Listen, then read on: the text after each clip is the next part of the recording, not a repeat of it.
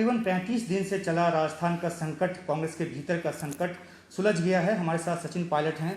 सचिन पायलट, आपने लगातार जब भी आपसे बात होती रही ऑन रिकॉर्ड ऑफ रिकॉर्ड, आपने एक बात जोर देकर कहा कि आप बीजेपी नहीं जा रहे। क्या ये एक वजह बनी कि आप वापस कांग्रेस मेन स्ट्रीम फोल्ड में आ गए?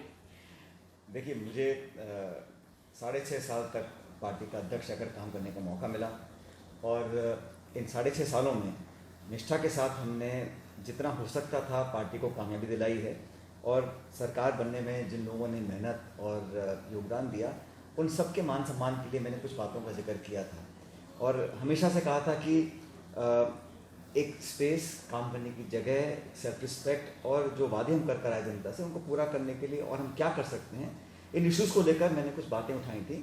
और मुझे खुशी है कि कांग्रेस पार्टी ने, कांग्रेस अध्यक्षा ने, राहुल जी, सोनिया जी ने, सब ने इन बातों का संज्ञान लिया है और भविष्य में बहुत जल्द इन सारी इश्यूज़ का निराकरण करने के लिए एक रोड मैप तैयार किया है और समयबद्ध तरीके से होगा, इससे मुझे पूरा विश्वास है। देखिए, आपके और गहलोत जी के बीच जो एक खींचतान थी वो जग जाहिर है, लेकिन जो टिकिंग पॉइंट कहा गया कि 124A के तहत जो मुकदमा दर्ज किया गया, जो नोटिस आपको दिया गया, और दूसरी बात इस बीच में देखने को जिस तरह की बयानबाजी आई, खासतौर पे आपको निकम्मा जैसा शब्द कहा गया कि आपने कोई काम नहीं किया, तो इस तरह की भाषा जो इस्तेमाल हुआ है, तो क्या अब जब लौट के जा रहे हैं तो क्या आपको लगता है वो सम्मान मिलेगा? राजनीति में इश्यूज, प्रिंसिपल्स और मुद्दे महत्वपूर्ण होते हैं और हम सब लोग एक उदाहरण प्रस्तुत करें जनता के सामने कि व्यक्तिगत आरोप प्रत्यारोप, दुर्भावना का या कठोर शब्दों का प्रयोग करना मैं समझता हूँ उचित नहीं है और मैं कभी करूँगा भी नहीं और मैं समझता हूँ मुझे इस पर रिएक्ट भी नहीं करना चाहिए। लेकिन इतना ज़रूर है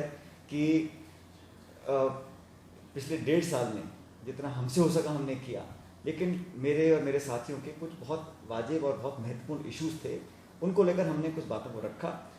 उसका रिएक्शन बहुत दूसरी तरफ से अच्छा नहीं आया और लगातार मामला खिंचता चला गया।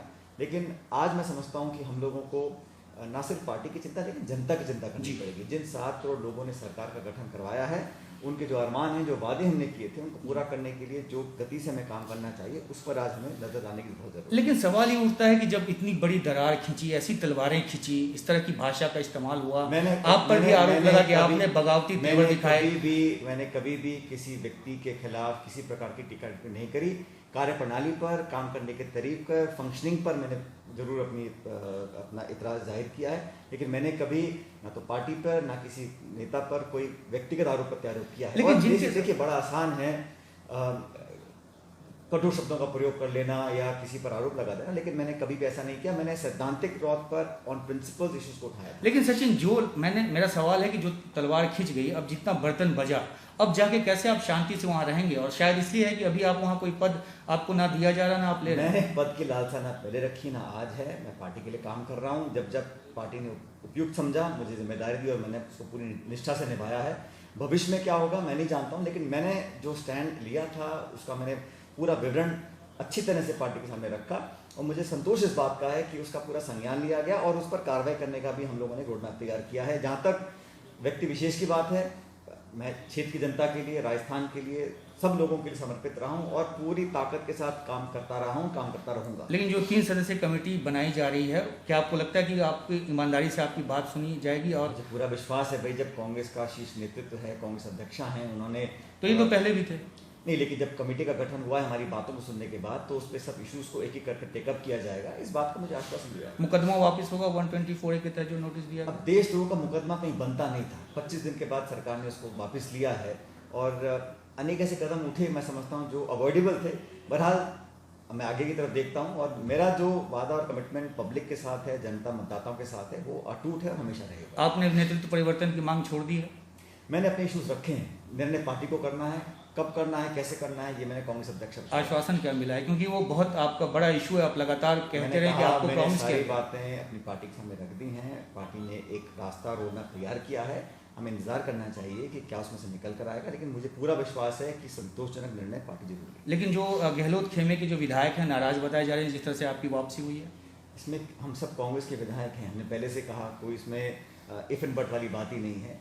और मैंने हमेशा जितना मुझसे हो सका हमने लोगों को, पार्टी को, साथियों को जोड़ने का काम किया है और यही इसी ताकत का परिणाम है कि हम लोग जब 21 सीटों पर सिमट गए थे 2013 में, तो आज हम सत्ता में हैं, तो उस प्रयासों परिणामों का आज नतीजा है कि हम सरकार बनाने में कामयाब हुए। लेकिन एक बहुत बड़ा आरोप लगा आपसे बीजेपी का मदद लेने का, उसके बारे में आपका क्या कहना है? देखिए, आरोप लगाना बड़ा आसान है, लेकिन हकीकत आपके सामने है और प्रत्यक्ष आपके सामने है।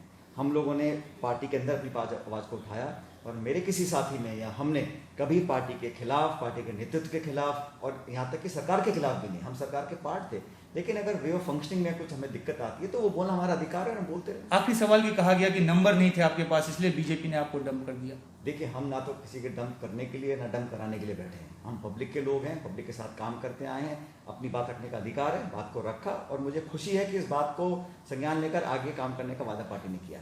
अगली आपकी भूमिका दिल्ली में या राजस्थान में? ये मैं तो जनता के साथ हूँ, मैं राजस्थान का विधायक हूँ, पार्टी ने मुझे जिम्मेदारी जब दी मैंने काम किया। भविष्य में क्या करना है, मैंने कोई पद की लालसा रखी नहीं है। मैं तो हमेशा एक सपना लेकर चला हूँ कि मुझे नौजवानों का, किसानों का, मेरे क्षेत्र के लोगों का मुझे ध्यान रखना है और मैं करता हूँ। गहलोत जी के लिए कोई एक संदेश? मुझे कोई संदेश नहीं देना, वो अनुभवी व्यक्ति हैं। आप मिलेंगे आज तो गले मिलेंगे, आप जाएंगे जयपुर तो? ऐसा है, हमने मिलकर काम किया है। वैचारिक मतभेद, सैद्धांतिक मतभेद होने चाहिए, लेकिन राजनीति में व्यक्तिगत द्वेष, ग्लानि, दुर्भावना की मैं समझता हूँ कोई जगह नहीं है। शुक्रिया।